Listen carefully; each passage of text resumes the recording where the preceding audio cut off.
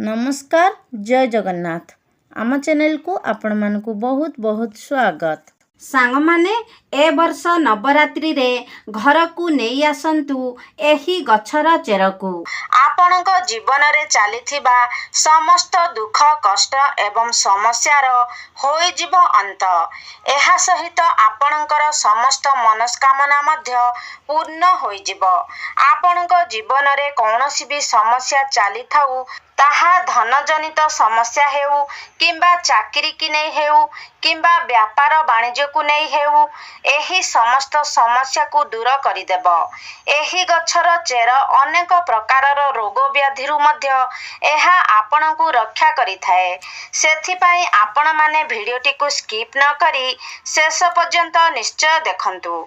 तेबे सांग माने भिडियोटी को देखिबा पूर्वरु चैनल टी को सब्सक्राइब करी भिडियो को गोटे लाइक निहाती करी दियंतु एवं कमेंट बॉक्स रे भक्ति और श्रद्धार सहित जय माँ लक्ष्मी निश्चय लिखंतु। तेबे सांग माने एही गछटी सहित आपण माने समस्ते भल भाबरे परिचित हेबे एवं एही गछटी को साधारण गछ भाबी एहाकू आपण अणदेखा मध्य करि देइथिबे। एमिति कि जदि आपणकर घर पाखरे एही गछ उठिथिबो तेबे आपण एही गछ को अनाबना गछ भाबी उपाड़ी की फोपाड़ी मध्य देइथिबे। तेबे सांग माने आपण माने जानी रखिबा उचित जे एहा कोनोसी अनाबना गछ नुहे। एहा एक एपरी चमत्कारी गछ जेउथिरे भगवान शिव शंकर भगवान शनिदेव एवं माँ लक्ष्मींकर वास होइथाए। एमिति कि एही गछर मूलरे माँ गंगांकर मध्य वास होइथाए। तेबे आपण जदि एही गछर तांत्रिक एवं आयुर्वेदिक गुण विषय रे जानिबे तेबे आपणक पाई मध्य एही गछटी अत्यंत मूल्यवान होइजिबो एवं एही गछटी को आपण मध्य निजर दिनचर्चा रे व्यवहार करिबाकू लागिबे। जदि आपण निज जीवन रे दुख दरिद्रता कष्ट एवं अनेक गुड़िए समस्या पाई चिंतित अछंती तेबे एही गछर व्यवहार करी आपण ए समस्त समस्या रु मुक्ति पाई परिबे। तेबे सरल भाषा रे कहिबाकू गले जदि आपणक जीवन रे धन जनित समस्या देखा जाउछि धन जनित समस्या को नहीं आपण चिंतित अछंती तेबे एही गछ को जदि आपण सठिक भाबरे साधना करिनेबे अर्थात एही गछ सहित जड़ित उपाय गुडी को आपण सठिक भाबरे करिनेबे तेबे निश्चय भाबरे आपणकू माँ लक्ष्मींकर कृपा प्राप्त हेबो एवं आपणक जीवन रे चलीथिबा समस्त धन जनित समस्यार मध्य समाधान होई जिवो एवं विभिन्न दिगरु आपणकर रोजगार हेबो जहा फलरे आपणकर आर्थिक स्थिति मध्य धीरे धीरे सुदृढ़ हेबाकू लागिबो। एमिति कि जदि आपण शत्रुंक द्वारा पीड़ित हेउछंती शत्रु जनित समस्यार सम्मुखीन हेउछंती तेबे सठिक भाबरे एही गछर साधना करिनेबा द्वारा भगवान शनिदेवंक कृपारु आपणकू शत्रु पीड़ारु मध्य मुक्ति मिलिबो। एमिति कि अन्य किछि कारण पाई जदि आपण निज जीवन रे चिंतित थिले आपणकर भाग्य आपणकर साथ देउ नथिला तेबे आपणकू सठिक भाबरे एही गछटीर साधना करिबाकू हेबो एवं प्रभु भोला शंकरंकर आशीर्वाद मध्य प्राप्त करिबाकू हेबो एवं आपण जदि प्रभु भोला शंकरंकू प्रसन्न करिनियंती तेबे काल भी आपणकर किछि असुविधा करि पारिबो नाही कारण भगवान भोला शंकर हेउछंती कालर काल महाकाल तांकर आशीर्वाद जहाकू प्राप्त होई थाए कौनसी भी शक्ति दुनियार कौनसी भी शक्ति तार किछि क्षति करि पारि न थाए। तेबे सांग माने एही गछर केउं भाग आपणकू केउं परिमाण रे व्यवहार करिबाकू हेबो से विषय रे जानिबा मध्य अधिक गुरुत्वपूर्ण अटे एवं जेउ विषय रे आज मु एही वीडियो रे कहिबाकू जाउछि तेबे सांग माने एही गछटीर दुईटी गुण रहिछि आयुर्वेदिक गुण एवं तांत्रिक गुण। आयुर्वेदिक गुण अर्थात आपण କୌଣସି ରୋଗକୁ ନେଇ ଚିନ୍ତିତ ଅଛନ୍ତି, କୌଣସି ରୋଗ ପିଛା ଆପଣ ଲକ୍ଷ ଲକ୍ଷ ଟଙ୍କା ଖର୍ଚ୍ଚ କରିଛନ୍ତି, ତାପରେ ବି ଆପଣଙ୍କୁ କୌଣସି ଲାଭ ପ୍ରାପ୍ତ ହେଉନାହିଁ, ତେବେ ଆପଣ ଏହି ଗଛଟିର ବ୍ୟବହାର ନିଶ୍ଚୟ ଭାବରେ କରିପାରିବେ। ତାପରେ ଆପଣ ନିଜେ ଦେଖିବେ ଯେ ଆପଣଙ୍କର ବେମାର ନିଶ୍ଚୟ ଭାବରେ ଧୀରେ ଧୀରେ ଭଲ ହେବାକୁ ଲାଗିବ।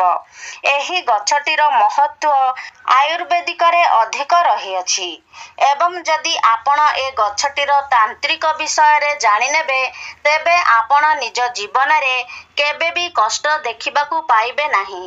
ଧନର ସ୍ରୋତ ଆପଣଙ୍କ ପାଇଁ ବଢ଼ିବାକୁ ଲାଗିବ। ଧୀରେ ଧୀରେ ଆପଣଙ୍କ ଗୃହକୁ ଧନର ଆଗମନ ମଧ୍ୟ ବଢ଼ିବାକୁ ଲାଗିବ। ତେବେ ଏହି ଗଛଟିର ନାଁ ହେଉଛି ଅପମାର୍ଗ ଗଛ ଏବଂ ଏହି ଗଛଟି ସହିତ ଆପଣମାନେ ନିହାତି ଭାବରେ ପରିଚିତ ଥିବେ, କାରଣ ଆମ ଓଡ଼ିଶାରେ ଏହି ଗଛଟି ବହୁତ ଅଧିକ ପରିମାଣରେ ଦେଖିବାକୁ ମିଳିଥାଏ। ପ୍ରାୟତଃ ସବୁ ଜାଗାରେ ଏହି ଗଛଟି ରହିଥାଏ। ତେବେ ସାଙ୍ଗମାନେ, ଏବେ ଗଛଟିର ନାମ ଏଇଥିପାଇଁ ଅପମାର୍ଗ, କାରଣ ଅପମାର୍ଗର ଅର୍ଥ ହେଉଛି ଓଲଟା ଚାଲିବା ଏବଂ ଏହାର ମଞ୍ଜିଗୁଡ଼ିକ ଗଛରେ ଓଲଟା ଭାବରେ ରହିଥାଏ। ତେବେ ଏହାର ଏହି ମଞ୍ଜିଗୁଡ଼ିକ ଓଲଟା ରହିବା ହିଁ ଏହି ଗଛର ବିଶେଷତ୍ୱ ଅଟେ।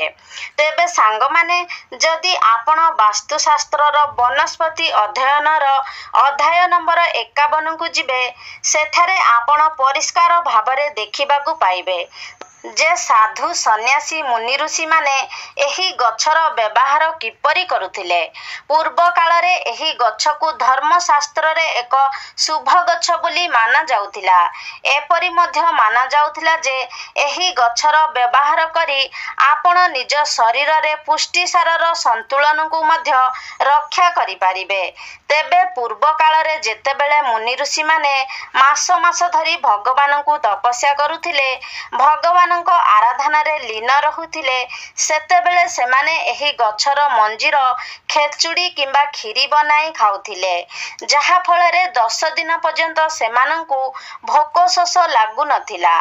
ସେଥିପାଇଁ ପୂର୍ବ କାଳରେ ମୁନି ଋଷିମାନେ ଏହି ଗଛକୁ ସର୍ବଦା ପାଖରେ ରଖୁଥିଲେ ଏବଂ ଏହାର ମଞ୍ଜିର ବ୍ୟବହାର ମଧ୍ୟ କରୁଥିଲେ। ଏହା ଏକ ଚମତ୍କାରୀ ଗଛ ଅଟେ, କାରଣ ଏହା ଉପରେ ଅମୃତର କିଛି ବୁନ୍ଦା ମଧ୍ୟ ପଡ଼ିଥିଲା, କାରଣ ଯେତେବେଳେ ସମୁଦ୍ରର ମନ୍ଥନ ହେଇଥିଲା ଏବଂ ଏହି ଅମୃତଟି ଧରାପୃଷ୍ଠକୁ ଆସିଥିଲା, ସେତେବେଳେ ଏହି ଅପମାର୍ଗ ଗଛଟି ଉପରେ କିଛି ବୁନ୍ଦା ଅମୃତ ପଡ଼ିଯାଇଥିଲା, ଯାହା ଫଳରେ କି ଏହାର ମୂଳରେ ମା ଗଙ୍ଗାଙ୍କର ବାସ ହୋଇଥାଏ। ତ ଯଦି ଆପଣଙ୍କ ଘର ଆଖପାଖରେ ପୁରୁଣା କାଳିଆ ଲୋକ କେହି ଥିବେ, ତେବେ ଆପଣ ସେମାନଙ୍କଠାରୁ ନିଶ୍ଚୟ ଏହି କଥା ବୁଝିପାରିବେ। ପ୍ରାଚୀନ କାଳରେ ଲୋକମାନେ ଏହାର ମୂଳର ବ୍ୟବହାର ନିଶ୍ଚୟ ଭାବରେ କରୁଥିଲେ। ସେମାନେ ଏହି ଗଛର ମୂଳରେ ଦାନ୍ତ ଘଷୁଥିଲେ। ଯଦି ଆପଣଙ୍କର ଦାନ୍ତରେ ଦରଜ ରହୁଛି, ଦାନ୍ତ ହଳଦିଆ ପଡ଼ିଯାଇଛି କିମ୍ବା ଦାନ୍ତରେ ବ୍ୟାକ୍ଟେରିଆ ଜମି ଯାଇଛନ୍ତି, ତେବେ ଏହି ସବୁ ସମସ୍ୟା ପାଇଁ ଏହି ଗଛଟି ଆପଣଙ୍କ ପାଇଁ ରାମବାଣ ପରି ହୋଇପାରେ। ତେବେ ଆସନ୍ତୁ ଆମେ ପ୍ରଥମେ ଏହି ଗଛର ଆୟୁର୍ବେଦିକ ଗୁଣ ବିଷୟରେ ଜାଣିନେବା। ତାପରେ ଆମେ ଏହି ଗଛର ତାନ୍ତ୍ରିକ ପ୍ରୟୋଗ ବିଷୟରେ ଜାଣିବା। ତେବେ ଏହାର ପ୍ରଥମ ଆୟୁର୍ବେଦିକ ଗୁଣ ହେଉଛି, ଯଦି ଆପଣ ଦାନ୍ତରେ କଷ୍ଟ ଅନୁଭବ କରୁଛନ୍ତି, ଦାନ୍ତ ମୂଳରେ ବ୍ୟାକ୍ଟେରିଆ ଜମି ଯାଇଛି, ଅନେକ ଔଷଧ ଖାଇଲା ପରେ ମଧ୍ୟ ଆପଣଙ୍କୁ କୌଣସି ଉପଶମ ମିଳୁନାହିଁ, ତେବେ ମାତ୍ର 15 ଦିନ ପର୍ଯ୍ୟନ୍ତ ଯଦି ଆପଣ ଏହି ଗଛର ମୂଳ କିମ୍ବା ଚେରରେ ଦାନ୍ତ ଘଷନ୍ତି, ତେବେ ଦେଖିବେ ଆପଣଙ୍କର ଦାନ୍ତଜନିତ ସମସ୍ୟା ତୁରନ୍ତ ଠିକ୍ ହୋଇଯିବ।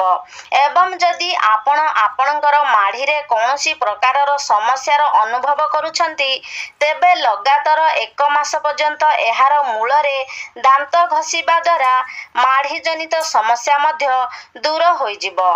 ଯଦି ଆପଣଙ୍କର ଦାନ୍ତଗୁଡ଼ିକ ହଳଦିଆ ପଡ଼ିଯାଇଛି, ତେବେ ଏପରି ମାନାଯାଏ ଯେ ଅପମାର୍ଗ ଚେର କିମ୍ବା ମୂଳରେ ଦାନ୍ତ ଘଷିବା ଦ୍ୱାରା ଦାନ୍ତଗୁଡ଼ିକ ମୋତି ପରି ଚମକି ଉଠିଥାଏ। ସାଙ୍ଗମାନେ, ଆଜିକାଲି ଯୁଗରେ ଅନେକ ଲୋକଙ୍କର ଆଣ୍ଠୁଗଣ୍ଠି ଜନିତ ସମସ୍ୟା ଦେଖିବାକୁ ମିଳେ। ଅନେକ ଲୋକଙ୍କର ଆଣ୍ଠୁଗଣ୍ଠିରେ ଯନ୍ତ୍ରଣା ଅନୁଭବ ହେଉଛି ଏବଂ ଅନେକ ଔଷଧ ଏବଂ ତୈଳର ବ୍ୟବହାର ପରେ ମଧ୍ୟ ସେଥିରେ କୌଣସି ଉପଶମ ମିଳିପାରୁନାହିଁ। ତେବେ ଏଭଳି ପରିସ୍ଥିତିରେ ଏହି ଗଛର ପ୍ରୟୋଗ ହିଁ ଆପଣଙ୍କୁ ନିଶ୍ଚୟ ଭାବରେ ଉପଶମ ପ୍ରଦାନ କରିପାରିବ। ସେଥିପାଇଁ ଆପଣ ଅପମାର୍ଗ ଗଛର କିଛି ମୂଳ ନେଇ ଆସନ୍ତୁ ଏବଂ ଏହାକୁ ଖରାରେ ଭଲ ଭାବରେ ଶୁଖାଇ ଦିଅନ୍ତୁ। ତାପରେ ଭଲ ଭାବରେ ଶୁଖିଗଲେ ଆପଣ ସେହି ଚେରରେ ପାଉଡର ବନେଇ ନିଅନ୍ତୁ ଏବଂ ସୋରିଷ ତେଲରେ ସେ ପାଉଡରକୁ ଭଲ ଭାବରେ ଫୁଟାଇ ତାପରେ ସେହି ତେଲକୁ ଆପଣଙ୍କର ଯନ୍ତ୍ରଣା ହେଉଥିବା ସ୍ଥାନରେ ମାଲିସ କରନ୍ତୁ। ଏହି ପ୍ରୟୋଗଟି ଯଦି ଲଗାତାର 2 ମାସ ଆପଣ କରନ୍ତି ତେବେ ନିଶ୍ଚୟ ଭାବରେ ଆପଣଙ୍କୁ ଯନ୍ତ୍ରଣାରୁ ଉପଶମ ମିଳିବ। ସାଙ୍ଗମାନେ, ଆୟୁର୍ବେଦରେ ଏହି ଗଛଟିର ବହୁତ ଅଧିକ ମହତ୍ତ୍ୱ ରହିଅଛି। ତେବେ ଏହି ସବୁ ସମସ୍ୟାଗୁଡ଼ିକ ପାଇଁ ଆପଣ ଏହି ଗଛଟିର ପ୍ରୟୋଗ ନିଶ୍ଚୟ ଭାବରେ କରନ୍ତୁ, କାରଣ ଏଥିପାଇଁ ଆପଣଙ୍କୁ ପଇସା ଖର୍ଚ୍ଚ କରିବାର କୌଣସି ଆବଶ୍ୟକତା ନାହିଁ। ମାତ୍ର କିଛି ଦିନ ସମୟ ଦେବାର ଅଛି। ତେବେ ଆପଣ ଲଗାତାର ଭାବରେ ଯଦି ଏହି ଗଛଟିର ପ୍ରୟୋଗ କରିନିଅନ୍ତି ତେବେ ନିଶ୍ଚୟ ଭାବରେ ଆପଣଙ୍କୁ ଆପଣଙ୍କର କଷ୍ଟରୁ ଉପଶମ ମିଳିବ। ତେବେ ଏବେ ଆସନ୍ତୁ ଜାଣିନେବା ଏହି ଗଛଟିର ତାନ୍ତ୍ରିକ ପ୍ରୟୋଗ ବିଷୟରେ। ସାଙ୍ଗମାନେ, ଆପଣମାନେ ଜାଣିଥିବେ ଏପରି ଅନେକ ବ୍ୟକ୍ତି ରହିଥାନ୍ତି ଯେଉଁମାନେ ସର୍ବଦା ସେମାନଙ୍କ ଶତ୍ରୁଙ୍କ ଦ୍ୱାରା ପୀଡ଼ିତ ହୋଇଥାନ୍ତି। ପ୍ରତ୍ୟେକ ଦିନ ସେମାନଙ୍କୁ ଶତ୍ରୁଙ୍କ ଦ୍ୱାରା କିଛି ନା କିଛି ଅସୁବିଧାର ସମ୍ମୁଖୀନ ହେବାକୁ ପଡ଼ିଥାଏ। ସେମାନଙ୍କର ଶତ୍ରୁମାନେ ସର୍ବଦା ସେମାନଙ୍କର କିଛି ନା କିଛି କ୍ଷତି କରିବା ପାଇଁ ଚାହିଁଥାନ୍ତି। ତେବେ ସେଥିପାଇଁ ଆପଣଙ୍କୁ ଶନିବାର ଦିନ ଏହି ପ୍ରୟୋଗଟି କରିବାର ଅଛି। ଶନିବାର ଦିନ ଆପଣ ଅପମାର୍ଗର ମଞ୍ଜି ଛିଡ଼ାଇ ଆଣନ୍ତୁ ଏବଂ ଏହାକୁ ଏକ ନାଲି କପଡ଼ାରେ ବାନ୍ଧି ଦିଅନ୍ତୁ। ତାପରେ ଆପଣ ଏହି କପଡ଼ାଟିକୁ ଧରି ଶନି ଠାକୁରଙ୍କର ମୂର୍ତ୍ତି କିମ୍ବା ଫଟୋର ପାଖରେ ବସନ୍ତୁ। ଆପଣ କେବେ ବି ଶନିଦେବଙ୍କର ସାମ୍ନାସାମ୍ନି ବସିବେ ନାହିଁ। ଡାହାଣ ପାଖରେ କିମ୍ବା ବାମ ପାଖରେ ବସିବେ। ତାପରେ ଆପଣ ଶନି ଚାଳିଶାର ପାଠ କରନ୍ତୁ।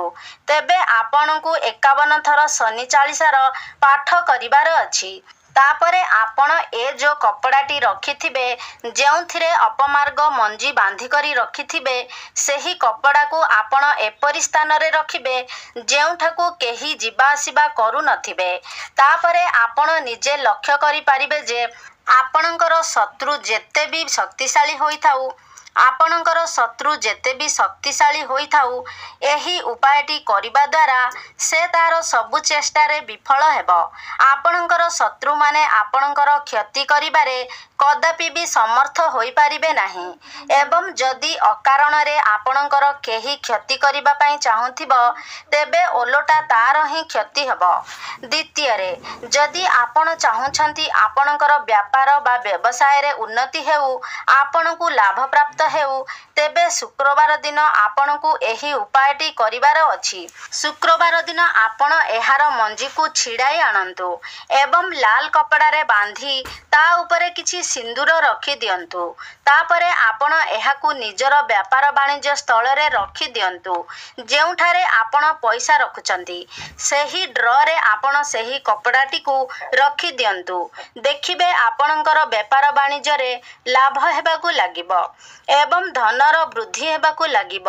ତୃତୀୟରେ, ଯଦି ଆପଣଙ୍କୁ ଲାଗୁଛି ଯେ ଆପଣଙ୍କ ପଛରେ ଭୂତ ପ୍ରେତର କିଛି ପ୍ରଭାବ ରହିଛି, ଆପଣଙ୍କୁ ଭୂତ ପ୍ରେତ ଜନିତ ସମସ୍ୟାର ସମ୍ମୁଖୀନ ହେବାକୁ ପଡ଼ୁଛି କିମ୍ବା ଆପଣଙ୍କ ଉପରେ ତନ୍ତ୍ରମନ୍ତ୍ରର ପ୍ରୟୋଗ କରାଯାଇଛି, କୌଣସି କଳା ଯାଦୁର ପ୍ରଭାବ ରହିଛି, ତେବେ ଆପଣ ନିଶ୍ଚୟ ଭାବରେ ଏହି ଉପାୟଟିର ପାଳନ କରନ୍ତୁ।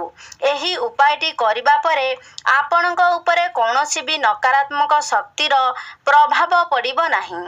ତେବେ ସୋମବାର ଆପଣ ଗୋଟିଏ ଅପମାର୍ଗ ଗଛ ଉପାଡ଼ି ଆଣନ୍ତୁ ଏବଂ ଏହାର ମୂଳଟିକୁ ଭଲ ଭାବରେ ଧୋଇ ନେଇ ଏହାକୁ ନେଇ ଆପଣ ପ୍ରଭୁ ଶିବ ଶଙ୍କରଙ୍କର ମୂର୍ତ୍ତି କିମ୍ବା ଫଟୋ ସାମ୍ନାରେ ବସି 1001 ଥର ଓମ୍ ନମ ଶିବାୟ ମନ୍ତ୍ରର ଜପ କରନ୍ତୁ।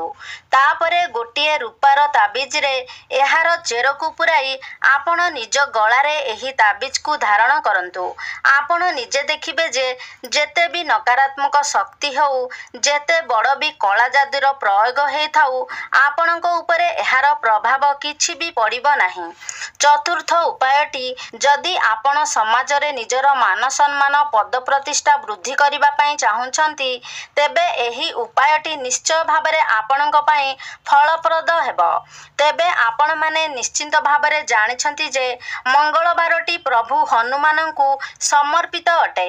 ତେବେ ମଙ୍ଗଳବାର ଦିନ ଆପଣ ଏହି ଗଛକୁ ଉପାଡ଼ି ଆଣନ୍ତୁ ଏବଂ ଏହାର ଚେରକୁ ଭଲ ଭାବରେ ଧୋଇ ଶୁଖାଇ ଦିଅନ୍ତୁ। ତାପରେ ଆପଣ ଏହି ଚେରର ଏକ ପାଉଡର ବନାଇ ରଖିଦିଅନ୍ତୁ ଏବଂ ଆପଣ ଯେଉଁ ବି ତିଳକ ମଥାରେ ଲଗାଉଛନ୍ତି, ସେହି ତିଳକରେ ଆପଣ ଏହି ପାଉଡର ଗୋଟେ ଚୁଟକି ମିଶାଇକି ତିଳକ କରିକି ଲଗାନ୍ତୁ। ଦେଖିବେ ଆପଣ ଯଦି କୌଣସି ଇଣ୍ଟରଭ୍ୟୁ ଦେବା ପାଇଁ ଯାଉଛନ୍ତି, ନିଜର ବିଜନେସ୍କୁ ନେଇ କୌଣସି ମିଟିଂ କରିବା ପାଇଁ ଯାଉଛନ୍ତି, ତ ସେଥିରେ ନିଶ୍ଚିତ ଭାବରେ ଆପଣଙ୍କୁ ସଫଳତା ପ୍ରାପ୍ତ ହେବ। ଏହା ବ୍ୟତୀତ ଏହାକୁ ତିଳକ କରି ମଥାରେ ଲଗାଇବା ଦ୍ୱାରା ଆପଣଙ୍କ କୁଣ୍ଡଳୀରେ ମଙ୍ଗଳଙ୍କର ସ୍ଥିତି ମଧ୍ୟ ମଜବୁତ ହୋଇଥାଏ। ତେବେ ସାଙ୍ଗମାନେ, ଉପାୟଗୁଡ଼ିକ ଅତ୍ୟନ୍ତ ସହଜ ଅଟେ। ଆପଣ ଯଦି ନିଜର କିଛି ସମୟ ବାହାର କରି ବିଶ୍ୱାସର ସହିତ ଏହି ଉପାୟଗୁଡ଼ିକର ପାଳନ କରନ୍ତି, ତେବେ ଦେଖିବେ ନିଶ୍ଚୟ ଭାବରେ ଆପଣଙ୍କୁ ଏହାର ଲାଭ ପ୍ରାପ୍ତ ହେବ। ତେବେ ସାଙ୍ଗମାନେ, ଆଶା କରୁଛି ଆଜିର ଭିଡ଼ିଓଟି ଆପଣମାନଙ୍କୁ ନିଶ୍ଚିତ ଭାବରେ ଭଲ ଲାଗିଥିବ। ଯଦି ଭଲ ଲାଗିଛି ତାହେଲେ ଲାଇକ୍ କରନ୍ତୁ, ସେୟାର କରନ୍ତୁ। ଆମ ଚ୍ୟାନେଲକୁ ଯଦି ସବସ୍କ୍ରାଇବ୍ କରିନାହାନ୍ତି ତାହେଲେ ସବସ୍କ୍ରାଇବ୍ କରିଦିଅନ୍ତୁ ଏବଂ କମେଣ୍ଟ ବକ୍ସରେ ଜୟ ମା ଲକ୍ଷ୍ମୀ, ଜୟ ମା ଦୁର୍ଗା ନିଶ୍ଚୟ ଲେଖନ୍ତୁ।